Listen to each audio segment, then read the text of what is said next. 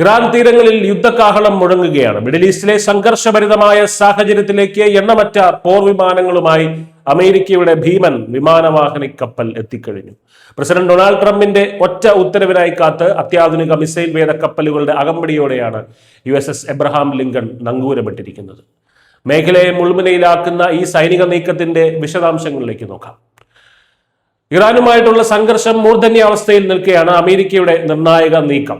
തിങ്കളാഴ്ചയോടെ US നാവികസേനയുടെ കരുത്തരായിട്ടുള്ള Abraham Lincoln carrier strike group middle ഈസ്റ്റിലെ യുണൈറ്റഡ് സ്റ്റേറ്റ്സ് സെൻട്രൽ കമാൻഡിന്റെ പരിധിയിൽ പ്രവേശിച്ചു കഴിഞ്ഞു.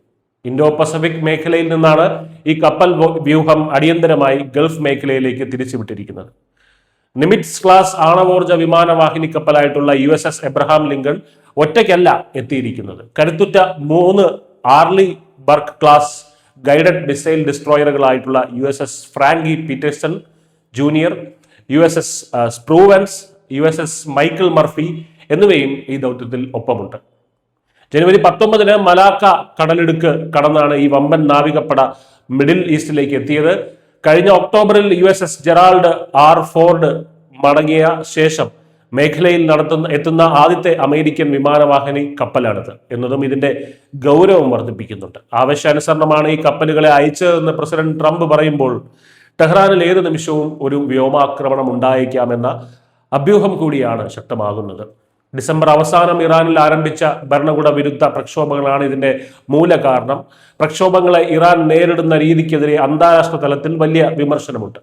ആക്ടിവിസ്റ്റുകളുടെ കണക്കുകൾ പ്രകാരം ഇറാനിലെ അടിച്ചമർത്തലിൽ ഏകദേശം 6000 പേർ കൊല്ലപ്പെടുകയും 41,000-ലധികം ആളുകൾ തടവിലാക്കപ്പെടുകയും ചെയ്തിട്ടുണ്ട്. ഇവിടെയാണ് ട്രംപിന്റെ മുന്നറിയിപ്പ് അത്യന്തം പ്രസക്തമാകുന്നത്.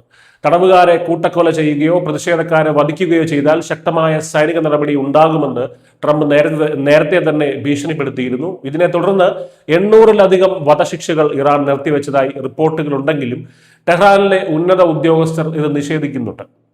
ഈ സാഹചര്യത്തിൽ ഇറാനെതിരെ സമ്മർദ്ദം മുറുകുന്നതിന്റെ ഭാഗമായിട്ടാണ് ആയിരക്കണക്കിന് സൈനികരടങ്ങുന്ന ഈ ഒരു കപ്പൽ പടയെ വിന്യസിച്ചിരിക്കുന്നത്. ഇതൊരു വെറും ഭീഷണിയായി മാത്രം കാണാൻ കഴിയില്ല. കപ്പലുകൾക്ക് പുറമെ യുദ്ധവിമാനങ്ങളും സൈനിക ചരക്ക് വിമാനങ്ങളും ഒക്കെ തന്നെ പെന്റഗൺ മേഖലയിലേക്ക് മാറ്റിക്കൊണ്ടിരിക്കുകയാണ്. ട്രംപ് ആക്രമണത്തിന് തീരുമാനിച്ചാൽ അതിനുവേണ്ട എല്ലാ സന്നാഹങ്ങളും ഇപ്പോൾ ഇറാൻ അതിർത്തിയിൽ സജ്ജമാണ്. എന്നാൽ ഏത് ആക്രമണത്തെയും ശക്തമായി നേരിടുമെന്നും ഇറാൻ നേതൃത്വം മുന്നറിയിപ്പ് നൽകുന്നുമുണ്ട്. കഴിഞ്ഞ വർഷം മേഖലയിൽ പാട്രിയറ്റ് മിസൈൽ സംവിധാനങ്ങൾ വിന്യസിച്ചതും അതിന് മറുപടിയായി അൽ ഉദൈദ് വ്യോമതാവളത്തിന് നേരെ ഇറാൻ മിസൈൽ ആക്രമണം നടത്തിയതൊക്കെ നമുക്കറിയാം. സമാനമായ അല്ലെങ്കിൽ അതിലും ഗുരുതരമായിട്ടുള്ള ഒരു സാഹചര്യമാണ് ഇപ്പോൾ ഉരുത്തിരിയുന്നത്. എന്നാൽ വാതിൽ പൂർണ്ണമായും അടഞ്ഞിട്ടില്ല. നിബന്ധനകൾ അംഗീകരിച്ചാൽ ബിസിനസ്സിനായി അമേരിക്ക തയ്യാറാണ് എന്ന് US ഉദ്യോഗസ്ഥർ സൂചിപ്പിക്കുന്നുമുണ്ട്.